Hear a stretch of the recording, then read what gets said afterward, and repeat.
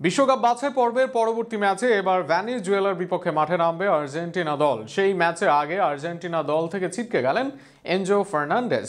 এছাড়াও আছে আরও এক ইনজুরি সমস্যা। সেখানে কারা থাকতে পারেন দলে, কাদের মূল একাদশে সুযোগ দিবেন কোচ, তা নিয়ে আছে জলঘোলা। সেসব প্রশ্নের উত্তর নিয়ে বিস্তারিত থাকছে প্রতিবেদনে।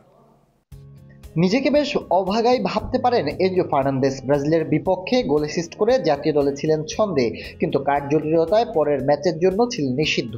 এক ম্যাচে নিষেধাজ্ঞা থাকলেও তাকে দলে রেখেছিলেন কোচ স্কালোনি।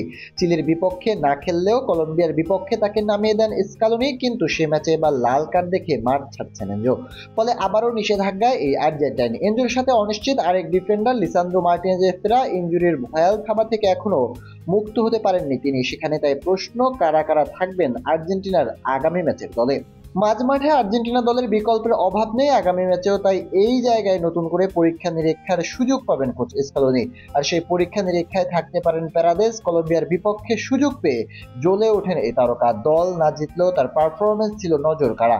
বদলি নেমে সর্বশেষ ম্যাচে অ্যাসিস্ট করেছেন পালাসিও। এর আগে দারুণ খেলেছেন চিলির বিপক্ষে ম্যাচ। পরবর্তী ম্যাচে সুযোগ মিলতে পারে তারও। এছাড়া দলে ডাক পাওয়ার দৌড়ে যথারীতি থাকবেন পাজ মাস্তান্তুনোর মতো তরুণরা।